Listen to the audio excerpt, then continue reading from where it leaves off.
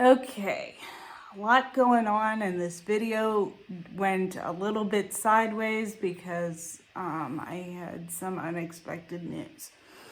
Um, so I was originally, this video was going to be the update from the trainer about how the thing with the breeder went. That is not the case. I am now looking for a new trainer because the trainer messaged me on Wednesday and said, I'm having surgery and I don't know if or when I'm going to be training dogs again. And I'm like, great. So I'm now working with a new trainer, and his name is Aaron, and he's relatively local, but he works in their business works in like six different states or something like that. And he must go back and forth and do all sorts of stuff. So, and he seems, for a trainer, he seems very well-rounded. Like, he's willing to put in the hard work to make this dog the best it can be, but do it kind of on the terms of whoever he happens to be working with, which is obviously me. So we're kind of starting from square one, and which is fine. At least I have most of the money to cover everything. And I'm still going back and forth with the church because they said they can't send me a check directly. I assume that's just a business thing, that they can't send me a check directly. So they said, we'll just write the trainer a check. And I was told today this could cost upwards of $11,000. Which is cheaper than a lot of service dog programs where all they do is train dogs. But for a private trainer, that's a little bit more pricey than I was anticipating. He said he would get me a quote, but he seemed very sympathetic about not breaking the bank doing this, still having to pay for the dog and that. So hopefully I can actually talk him down to something slightly more manageable while still being able to pay for the dog on top of that. So we'll see, but I'll see what Northwoods will cover as far as if they'll actually agree to write an $11,000 check, because I'm like, that's a lot to ask for.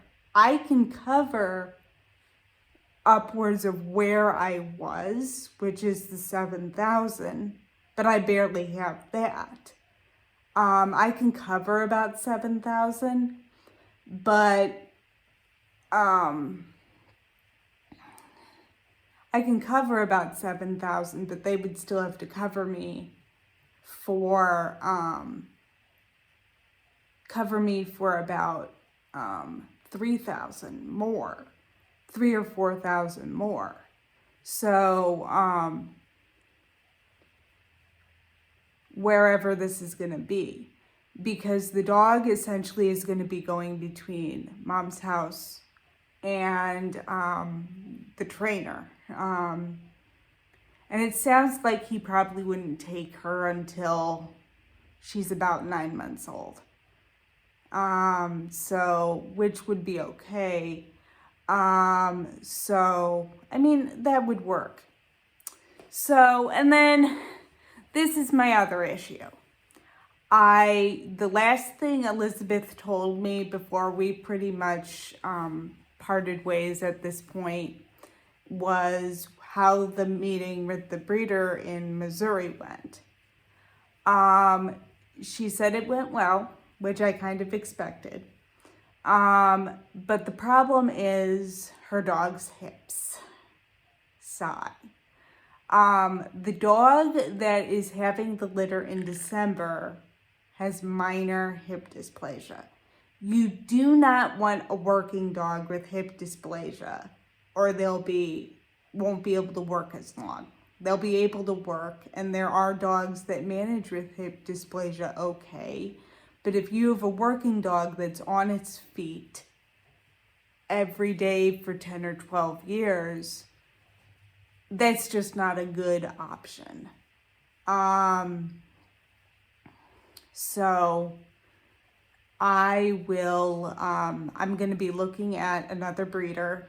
I already contacted another breeder. I contacted Kokopelli again. And she said, the breeder said, I don't have any puppies. My site is like massively 5 years out of date. And I was like, ouch, okay. So she is going to refer me over to a friend of hers that currently has puppies. And I know she has females. And so I will contact her, send her an email, call her. This is also in Michigan. So this is also in Michigan. So I'll talk to her and see what she is willing to do, as far what her pricing is and what she's looking at as far as when they'll be ready to go. When the litter that is currently a month old right now is ready to go, or if I can get a dog from the litter that's going in a month. The only issue with that is if I have mom helping me with my dog, I have to wait till her puppy is at least housebroken. So I need at least a couple more months.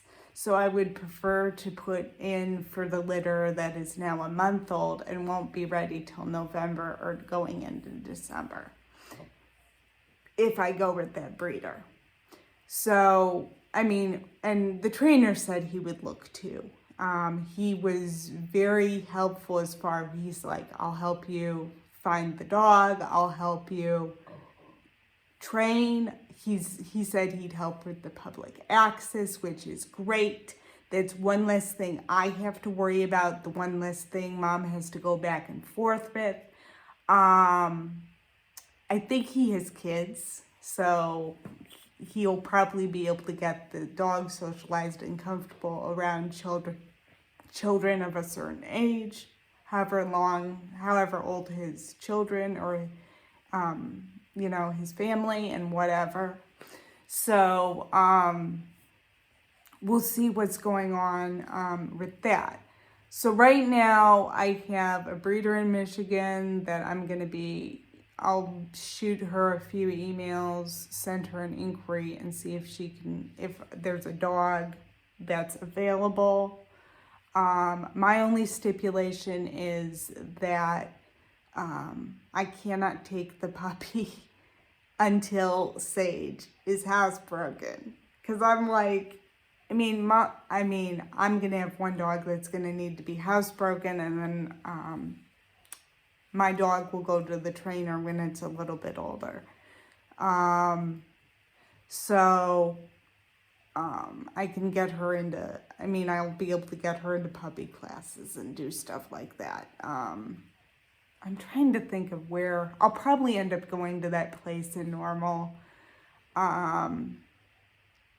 depending, because actually the closest dog training facility I would prefer to go to is a place that is not down the road from me, but it's a few miles from here.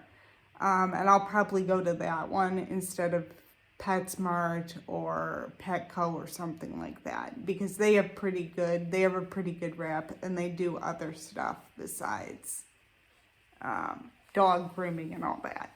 So I'll probably actually go with that if I end up taking the dog to some training myself. So, because I'm going to have to basic train most of the stuff with this dog, at least some of it. I don't know how much the dog's going to be with me when it's little. We'll see what's going on with that. So until I hear back from everybody, I got to run this all by Mom. I did send him an email today, and I'm waiting for an email back from Coco Pelli with the name of the other breeder, which I will shoot as soon as I talk to this other breeder and we think this is a good fit. I will send the information over to Aaron and do that. This is going to be a shorter clip until then, for the next video. I don't know. I ran everything by Mom and she's still kind of It's not set in stone for her. I mean, it isn't set in stone for me either, but I want to start kind of pinning things down because I don't want to have to keep going back and forth with stuff because it's hard to explain to a trainer, explain to a breeder everything I need, why, and what I want. I have a better idea of what I want, but not it's better than it was. But my main issue right now is, and this may change by the time this video is posted, where is the puppy gonna go? We do not know the answer to that question right now. The thought is, Mom said, I'm like, I don't know if Mom's gonna take her. One plan was to have Mom take her and bring her back and forth between the house and my house. Like, I'd take her for the afternoon. And I think I had mentioned this in a previous vlog a while back, that we would kind of quote-unquote co-parent, which speaks to it for getting her used to my wheelchair and used to being around me. So by the time Aaron has her, the dog's already used to me. So, and he didn't seem that concerned about the stuff that had thrown everybody else.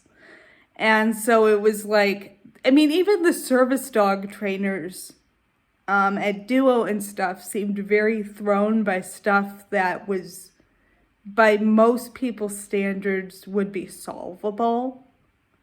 And like, I just need someone to take this entire thing apart and say, okay, how do we solve this problem to have the dog help here, here, and here? So, I mean, stuff like that. So that's my main problem right now, is who's going to take the dog. Is Mom going to raise her and bring her back and forth? And are we going to work on the stuff to for me to bond with the dog? Which, when she's a puppy, that's going to be pretty easy.